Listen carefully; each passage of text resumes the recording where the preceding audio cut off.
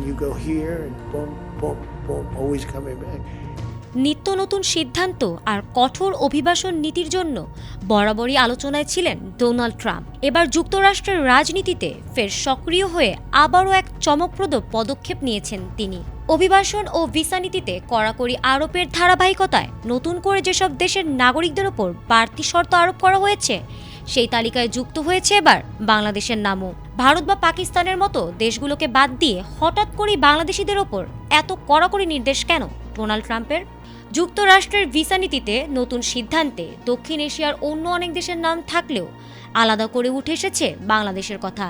ট্রাম্পের কঠোর অভিবাসন নীতির ধারাবাহিকতায় এবার বাংলাদেশিদের যুক্তরাষ্ট্রে যেতে হলে গুনতে হবে মোটা অঙ্কের টাকা।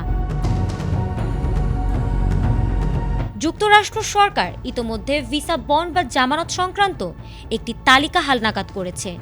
এতে বাংলাদেশ সহ কয়েকটি দেশের নাগরিকদের জন্য যুক্তরাষ্ট্রে অস্থায়ী ভিসা পেতে আর্থিক জামানত দেওয়ার বিধান যুক্ত করা হয়েছে।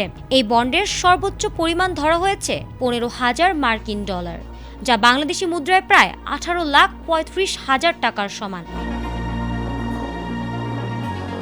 তবে বিষয়টি সবার জন্য এক নয়।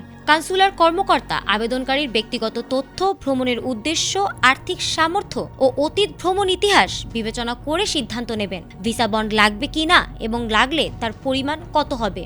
মূলত যারা ভিসার শর্ত ভঙ্গ করে যুক্তরাষ্ট্রে থেকে যাওয়ার ঝুঁকিতে রয়েছেন বলে মনে করা হবে, তাদের ক্ষেত্রেই এই জামানতের শর্ত প্রয়োগ করা হবে বলে জানিয়েছেন ট্রাম্প। ভিসা বন্ড মূলত একটি নিরাপত্তামূলক ব্যবস্থা। নির্ধারিত সময়ের মধ্যে যুক্তরাষ্ট্র ত্যাগ করলে আবেদনকারী এই অর্থ ফেরত পাবেন। অন্যথায় শর্ত ভঙ্গ হলে জামানতের অর্থ বাজেয়াপ্ত করার সুযোগ থাকবে। বিশেষজ্ঞদের মতে এই সিদ্ধান্তের ফলে সাধারণ ভ্রমণকারী, শিক্ষার্থী ও ব্যবসায়ীদের মধ্যে উদ্বেগ তৈরি হতে পারে। একই সঙ্গে এটি বাংলাদেশি নাগরিকদের জন্য যুক্তরাষ্ট্রের ভ্রমণ প্রক্রিয়াকে আরও ব্যয়বহুল ও জটিল করে তুলবে বলেও আশঙ্কা করা হচ্ছে।